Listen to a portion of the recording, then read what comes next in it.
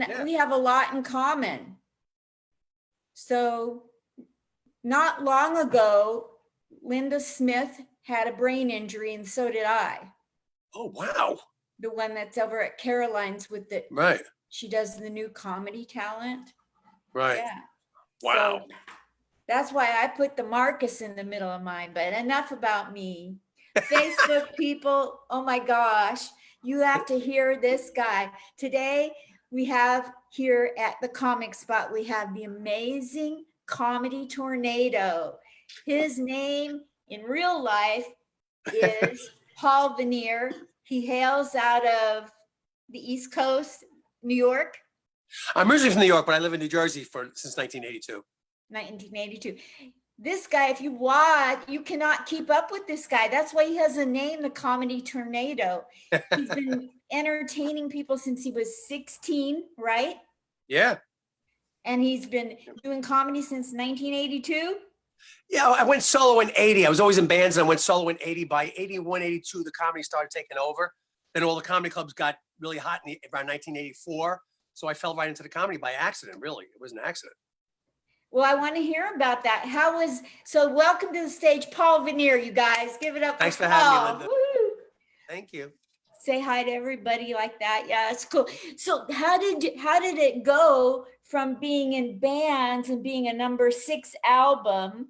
Right. In RCA record label, right? Yeah, yeah. It's really strange. I was in that band. I was in that band Stark Naked. Then I was in a band called Salty Dog. That was for about 5 years. And we broke up in 79. And what happened was there was a bar down the street. It was a real nice restaurant. It had this big stage with a baby grand piano inside the bar. Mm-hmm. The guy hired me. He said, I'll give you such and such money a night. You do 4 nights a week. I said, sure, what the hell? I mean, I lived 2 blocks away. I didn't have to travel. And I would do serious music, but I would interact with the audience. And little by little, I had more comedy, some more props and this and that. Then Rascals opened up in 1984. And the owner, Mark Magnuson, said, I want you to come to Rascals and do your show there. I said, okay. He had this little spinet piano, but it was out of tune all the time. And they had to put it on, for the pedals to work, it had to be on ashtrays. So I would do a song and it would be out of tune. It would drive me crazy. So I started doing more comedy. The next thing I knew, I was doing more comedy and the music kind of flip-flopped. And then Rick Messina and Tony Camacho, all these agents started booking me as a headliner at clubs. And club owners started booking me. And I went right to headliner. It was the weirdest thing. I wasn't even aware of the transition. My friend said to me, how's it feel? You're headlining comedy clubs. I went, holy mackerel, I don't know how that happened. So it's really just an accident. I wasn't trying to be a comedian. I just was being my goofy self, you know? You had lots of material that was really good. Yeah, yeah. I just, like I said, I had lived with the audience helped a lot. My act grew and grew and grew, you know. Well, started with parodies. Yeah, parodies are great, and you were that's how I started out. Energy. Right. Yeah, I'm known to do like 3-hour shows and not even break a sweat. You know? I'm just used to it, you know. Wow. So, how long did it take you to get to the part where you're doing 3-hour sets? I was doing it right away at that club when I first started out at the piano. I would go on like after dinner hour, and all my crowd would start coming in, and I'd play for like 3 hours, and then lock the doors. And sometimes I'd play another hour with the doors locked with just a couple of immediate friends and family. So it just got out of control. But I'm a hyper guy. I don't get tired. I get more hyper as the night goes on. So it's easy for me to go longer than it is to go shorter. When I have to do certain clubs where they keep you at a certain, refrain, it's very hard for me to do. Like when I play in Lang City, they kept me to 45 minutes. It was like, oh, what am I going to cut out? You know, so it's really hard for me to cut. It's easy for me to do long than short. So I see you have a guitar strap on your shoulder there. Did you come prepared? No, I just always have an instrument near me. Always, I'm always writing and doing stuff. You know. So when you were in these bands, right? Were you a guitarist, singer, drummer? Stark Naked. I was the lead singer and played keyboards. When I was a Salty Dog, sometimes I would lead sing, but mostly it was keyboards and rhythm guitar. And the Stark Naked, we did all originals. So, Salty Dog, we did all English rock, Led Zeppelin, Queen, Who, all that kind of stuff. So that was a lot of fun too. A lot of fun. And we actually recorded an album too, but it never got released. We broke up before it got released. And we lost the deal. We had a record deal. We had to go to California to get a record deal. We got there late because we booked all these shows going out to California. We got there and the knack got the deal, our deal. Wow. We had the same manager, Sticks, and he told us, come on out. We have a deal for you. We got out there. We were too late. So Knack got the deal and $250,000 front money. We were like, ah! Oh my gosh. What happened in the times that you were in bands? I mean, you've had to have ladies throw themselves at you, maybe guys. No guys, no guys, no. Yeah, it was a little crazy. It was a crazy, era. No doubt about it. It was a great window because it was, it was the 70s, late 70s, mid 70s, late 70s, and there was a great window between birth control and AIDS. It was a great window. Don't have to worry about anything like that. Yeah. Especially when you went to Canada, like Quebec. Oh my God, places like that were great. It's what? When we used to go to Quebec and places like that, that was really great. How so? Well, a lot of women. And I was the only one who could speak French. So at night, other guys in the band were knocking on the door. Paul, what is she saying? I said, who cares what she's saying? Leave me alone. I'm busy. Yeah, right. I'm busy. Leave me alone. Oh God. So when you're doing comedy and you get to go as long as you want, right. Have you ever had like somebody that's a heckler or are you such, I can't imagine anyone getting a word in edgewise when you're on stage. That's pretty much the truth. Yeah. I mean, I kind of encourage people to say things and my show is very kind of likable. I'm not like hurting anybody's feelings. I'm playing with everybody. I'm using everybody, but I'm not hurting anybody's feelings. So it's kind of a fun thing. And people give me information. It's incredible the stuff they tell me. And it just makes me go off, and no, I really don't get hecklers. I really don't. I get people that say things, but it's because I'm encouraging it. I'm asking them questions. They're saying things, and it's so much fun for me. I like not knowing what's going to happen. I really do. I mean, I have the set stuff that I stick around, but I weave around that with the audience. So I really never know what's going to happen. Every show is a little different, which I like. I like keeps that people too. bored. Yeah. I even with the interviews, I'll look at the things that you've accomplished in your life, but I won't come up with a set list in the order. It drives me. Right. I would rather be in the moment and get a feeling from you. And then at least you say something and I wait, you just glossed over something. Let's talk about that, Yeah. Yeah, I agree. I like being in the moment. I love that. And Yeah, the me audience likes too. that too. The audience appreciates that because they know, well, he's not just doing his set and going through the motions. He's actually he's there. He's doing it. We're there. We're part of it, and that's what makes it fun for me. And hopefully the audience, I think too, Now you're an interesting looking guy and people can't really put you in a box, but then you got other people. I'm sure you've had people like comedians tell you, oh, you look like, and there's a lot of, when people look at you, what do they assume? If they're never met you before, they see you on stage, do people make an assumption about you? He's crazy. Before you Guy's hyper start? and crazy. I guess New York Italian, that's probably the first thing they think. And I look different at different stages of my life. When I was younger, they'd say I look a bit like Stallone, or I look like this, or Pacino. Now I don't know what the hell I look like. I think I probably look like I don't know, Marty Feldman. I don't know who the hell I look like anymore. But crazy always seems to be the one everybody says. Everybody says, we think you're nuts. I say, yeah, I come across like that, I'm sure. I'm very conservative on the outside. I'm kind of not mellow, but I'm not as crazy as I am on stage, or they'd lock me up. Where do you get all this energy? Because you're a fast talker, quick thinker, funny, you're such high energy, so talented. Where does all this come from in such I was born with it, believe it or not. I used to drive my parents crazy.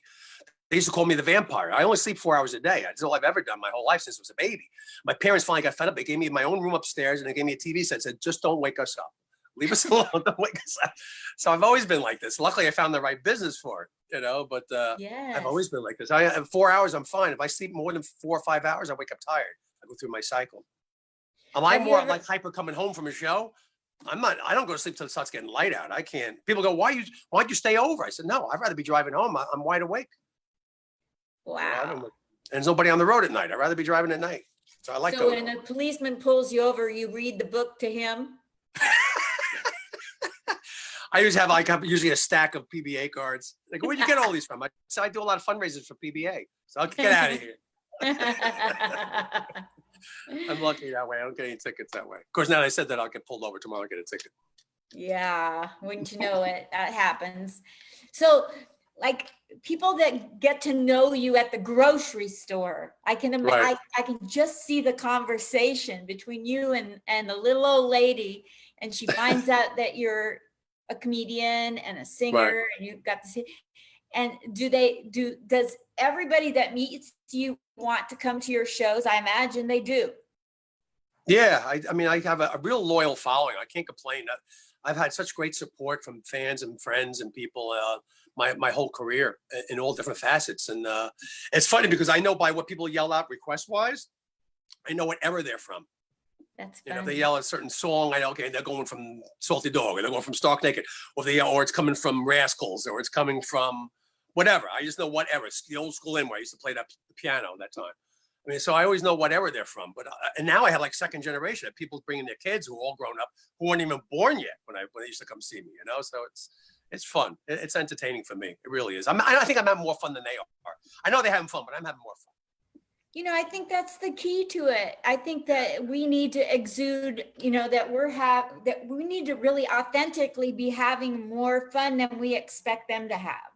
Yeah, I mean, and they pick up on your vibes. If you're having a great time, they're having a great time. If you're up there and you're like I hate comedians that some comedians are like clever and they're funny, right? But they're condescending, and that Yes, turns off the audience right away. I The can't audience don't want to be stand. looked down at. They want to be part of it. They want to be feel like they're like you're just like them, and you are. But some people get carried away with their celebrity or whatever you want to call it, you know. But yeah, I think the audience picks up on your vibes right away, and they make their mind up in the first 5 minutes they like you or not.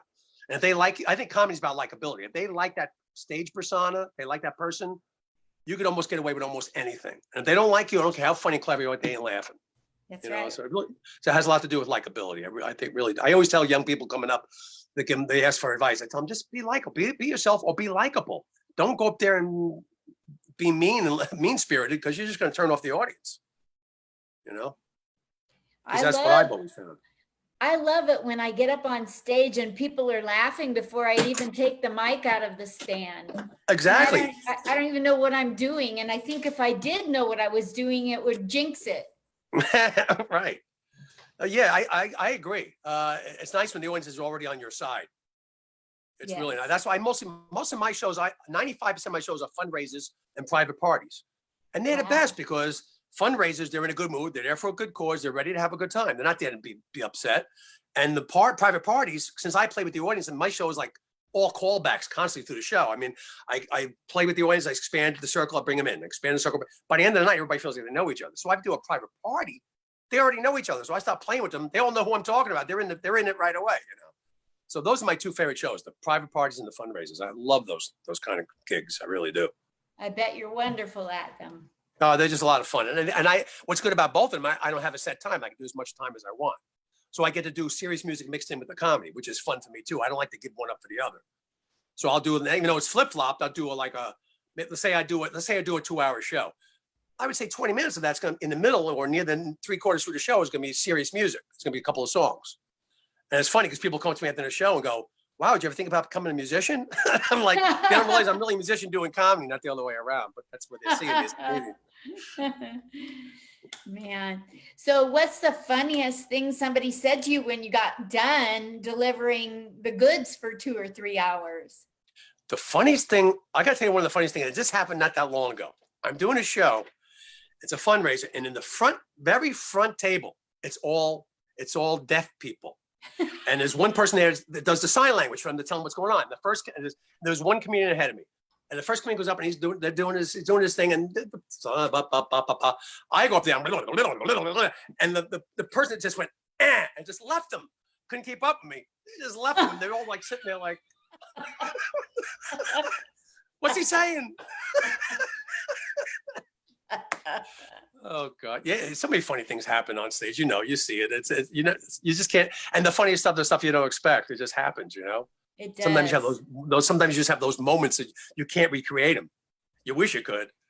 I love So I I always look for an ad lib that works, that I can say, okay, now can I manipulate this to make this happen every time now? And there is, most of the time you can. But sometimes you have those moments, that's just a moment. That's it. Nothing you can do about it. You can't Just even enjoy it. write it sometimes. It's so beautiful. Yeah. And like I said earlier, I can't believe the information people give me. It's amazing. I ask them a question, they just give me information. It's like, okay, in my head, I'm going, well, okay, that's a callback for the rest of the show. You know, you gotta keep on bringing that stuff back. It's great. I love it.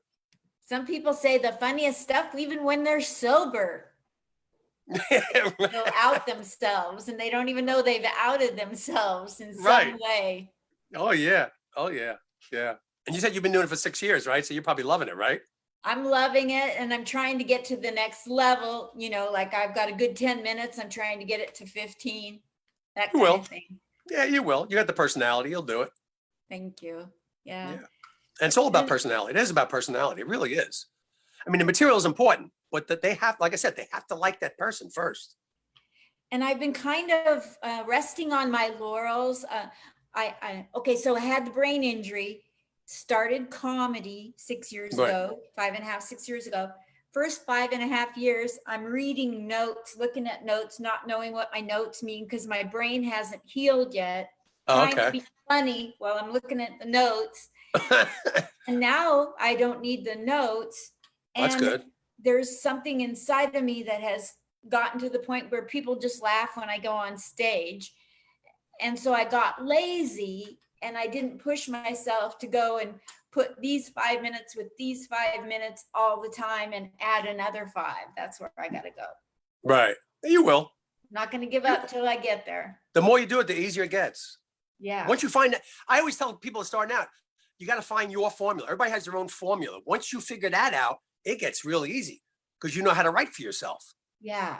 You know, that's the hardest part is finding that because it's comedy is like, it's a marriage of 3 things. It's the stage persona, it's the material and the delivery of that material. And once those 3 things come together, you're golden. You're golden. Yeah. And lately, since, you know, I've kind of figured out who I am and what I want to say, and I have 5 here and 5 there, and I can get away with anything because they like me. I haven't myself the next 5 minutes. So now I need to do that. Yeah. Just gotta make time to just do it. You gotta force yourself to do it. Yeah. Get in the habit of doing it, you know? Yeah. It's all about repetition. Yeah, exactly. And stage time. So what's the pandemic taught you in terms of? It's all bullshit. And so, I mean, it is a virus. It does exist, but it's not as bad as they say, and they lied about it. It's all about politics, really. And I really don't want to get into that, but there's a lot of things going on that I know because I was in intelligence in the service, and I have friends still in there. I know a lot of things that are going on, and it's a lot of it's going to be exposed soon. Thank you for your service. Nah, no big deal. It is a big deal. What branch were you in? Navy. I was a CTI, which eventually became NSA. What years? Mid 70s, right before I started doing the rock band stuff. I was in the Army 73 to 76 in Germany. Oh, and I've heard Germany is beautiful. I've never been there, but everybody that's ever gone there says it's a beautiful country. I was in Nebraska, Germany. That's funny. I said, put me anywhere around Frankfurt. And so I got Nebraska, Germany. Right. I was stationed on an Army base, believe it or not, in Washington, D.C. I was at Fort Myers. That's because I was a CTI, and that's where I had to go to school to learn certain things for being a CTI. And they put us on an Army base, Fort Myers, which our backyard was Arlington Cemetery. And that's in what state? Virginia. Virginia. Washington, D.C. Okay. Washington, D.C., yeah. Because because there's a Fort Myers in Florida. I don't know why my brain went there. Fort Myers is a city, it's a town. Yeah, and there's one in Florida. Yeah, but I'm saying that's a town. The Fort Myers I'm at is just a fort. It was in Washington, D.C. 2 different things. Oh my gosh, there's a joke in there somewhere. Wow. So you get out of the military, you were in the bands after. Yeah, my friends who I grew up with had a band, and they asked me to join it because we knew each other and they knew what I could do musician wise, and I was a good writer. And we did it right away. We got a record deal right away. I mean, it hit right away, and it just snowballed. And as quick as it went up, it went down. It went up and came down. What went up and down? Our careers. We were, like I said, we had these hit album. We're touring all over the country. We're sending our money back to our manager as we're touring all over the place. We come back, the manager's gone, the money's gone. RCA drops us because they didn't want to get in the middle of a lawsuit. MCA, which our publisher, they dropped. So everything went up and we came down. And we said, oh, welcome to showbiz, kids. We learned real fast, you know. Wow, that's incredible. Have you ever written a book or your memoirs or done a one-man play? You know, I've always wanted to. I don't have the patience. I can't sit still that long. That's the problem. I would love to. I have great stories. I mean, so many things happen, especially the rock and roll days, but I need somebody. Someone has to transcribe. I have to just talk and let somebody write it down because I can't do it. I can't sit there and write that long. I really can't. I can't. I'm too hyper to sit still that long. What about talking into a microphone and sending to somebody to type or something? Yeah, that's probably the way to go. I would want to read your book of your life. Me too. I'd like to relive some of those moments. Who are you when you're not the comedy tornado? When you're just Joe Blow on your street and you have... I'm a people person. I like people, so I have a lot of close friends. I like landscaping around the house. I do like doing that. I like swimming. I like boxing. Boxing? And I'm a family guy too. That's probably why I'm hyper too. I could go for a lot of hours without breathing heavy. I mean, but I have kids, so I'm always, you know, I'm close with my family, my kids and my wife. So I mean, I have a lot of other things that keep me busy. Tell me about boxing. I have a heavy bag, and that just keeps you. It's good for your breathing and stamina. It really keeps you breathing really well. So I don't get tired on stage at all. I mean, when people go, "Wow, I can't believe how much energy you have," I feel like I didn't do anything. I'm breaking a sweat here. This is nothing. This is incredible. I drive the shows. I'll go drive, like, say, 6 hours to do a show, break down and drive home. I'll spend the whole day driving. You know, so I'm used to it. It doesn't bother me. You have energy galore. Yeah. You've never been a professional boxer of any kind? No. Just do it just for exercise. That's all. So are you a fan of any sports that you watch? Baseball, Yankees. What's your favorite position to watch? I like pitching because I used to be a pitcher. I mean, when I used to play baseball, I used to be a pitcher and third base. So those are my two favorite positions, pitcher and third base. That was always fun. If you had to pick between pitcher and third base, which would you pick and why? Whew, that's a hard one. Yeah. I love being on the hot corner. I love the third base. I like being on defense, but pitching is a lot of fun. It's strategic. I never really could throw a lot really fast, but I had a lot of good junk. I threw a lot of junk. So I was good at that. So I used to like it. I still play one. I don't play anymore, but up till about 3 or 4 years ago, I was really good friends with Mike Flanagan, who was the vice president of the Baltimore Orioles. So I have a lot of friends in Baltimore. So they used to give me, I would do a show for them and they'd give me free baseball for a week for the fantasy camp. So I used to play that. I used to do that every year for like 3 or 4 years. And that was so much fun. It was like, and I actually pitched on Camden Yards. I pitched on that mound. It was so cool. It was so cool, especially being a kid playing baseball his whole life. My whole life as a kid was baseball, stickball, wiffle ball, and music. That was it. That's all I did as a kid. So it was great. Wow. Holy Toledo. Okay. Tell me now your agent came up with the nickname or the stage name, the Comedy Tornado. Yeah. I was doing a show in Connecticut. There was an agent called Norman LaFoe, real good guy. And I was near the beginning of my comedy career. I would say it was around 1985. So I really started doing comedy, definitely comedy by 84. I wasn't playing the old school anymore, doing the piano thing. I was 3 years, did that for 3 years straight. 84, I started playing Rascal and started doing comedy clubs. And this guy brings me up to Massachusetts. And he goes, okay, just do a normal hour set and don't worry about it. Okay, and he introduced me, brings me up. I do 3 hours. Because I just kept on going. The audience was going crazy. I'm having fun. I kept on going. I get done. He goes up on stage. He goes, folks, what you just saw was a comedy tornado. Now what happens, I leave the place after the show. I go, another week, he calls me back, goes, everybody wants to know when that comedy tornado guy's coming back. I said, well, can I use that? He goes, yeah, that's what I called you. Everybody thinks that's your name now. I said, fine. So he gave me the name. I didn't come up with it at all. That's amazing. And he let me use the way it should be. Yeah, it was nice. I would never name myself that. It was nice though. It was really nice. After talking with you for like 1 minute, I was like, no wonder he's called the Comedy Tornado. I watched your videos. You're such high energy. Yeah, I'm a little hyper. Yeah. I thought, well, maybe that's just when you're on stage, but you're like, I'm hyper. I'm hyper all the time. I'm on and off. There's no in between. I'm on, and around 4 o'clock, I get tired. I go to sleep. I wake up 8 o'clock. I'm ready to go again. So you're easy to get along with. Your wife must Yeah. love it. Yeah. What's funny, it's funny when people say to her, "Oh, you must laugh all the time." She goes, "Oh, yeah, I laugh all the time." Yeah. Oh my gosh. So it's about time for me to head off, and All right. I'm ready for another interview. I have so enjoyed getting to know you. I've talked with you on Facebook a lot. And Yes. and here's what I want to know from Paul Venier. Okay. The tornado.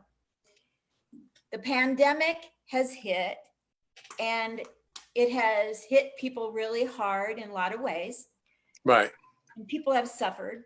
And so No doubt. you've witnessed human suffering, whether aside from politics, you've seen human suffering. Right. And we're seeing even more of that because of all the racism that everybody wants to think is gone. That's not. So in what way have recent events triggered you to try to dig deeper to be a better human, or better husband, a better entertainer? I've always been a person that loves people, so it's not changed. I look at people as individuals. I never look at groups of people as, oh, they're this or they're that. I don't like to pigeonhole people. So I always look at a person as an individual. A person's nice, they're nice. They're not, they're not. I mean, I don't look at it as groups. I never did. I don't like the group mentality. I never did. And that's what's going on right now. People have to learn how to wake up and think for themselves and stop believing everything they're seeing on TV. There's a lot going on. And I believe when we get through this tunnel that we're in, it's going to be glorious. I know a lot of good things are coming, a lot of things that I know about that people don't. There's a lot of good stuff coming down the road. And one of them is a global currency reset. And all your debts are going to be wiped out. So a lot of people are going to have a lot to be happy about very soon. Hopefully, like really soon. I'm hoping very soon. But there's a lot of good things coming. Well, if nobody's calling me at dinner time, I might forget to eat dinner. That's not good to do. I'll lose weight. What am I? Yeah, kidding? but you have to have protein. You have to have some protein. Yeah. Well, thank you so very much. Thank you, Linda. Paul, is there any special place where you want more traffic on the internet? The best two places for me really is Facebook and my website, comedytornado.com. Those are the two best pages. I'm on Facebook a lot. I don't put anything serious on there. Everything I put on there is either light, funny, musical, or my shows, or informational stuff if it's something that's good for people to know. But I don't do any political. I don't put anything serious on there. I try to keep it nice and light and fun for people to go on my Facebook page. As far as my own page, my own website, comedytornado.com, it's really just information on me. It's my bio. It's my shows, which I have nothing now until July, until people open up again. But it's that's where about people can book you for doing then go anywhere. fundraisers or private parties. Yes. Yeah, I love doing them. And those, like I said, those are most of my shows are those two events. Are you accepting any donations if anybody wants to pay? No, they don't have to do it. No, I don't want anybody to have to feel like they have to do that. No, it's okay. Fine. Perfect. It's all right. I'll live in a cardboard box if I have to. Be sure and spray it with Lysol. It was great meeting you too. Great meeting you. Now I have more to know about you, so it'll mean more when we talk on Facebook. Definitely. Been looking forward to talking to you for years. Same here, dear. And good luck with your career too. Keep going. Keep going. What? Keep going. Thank you, Paul. You too. All right, dear. Okay. Bye-bye. Love you. Bye. Love you too. Take care.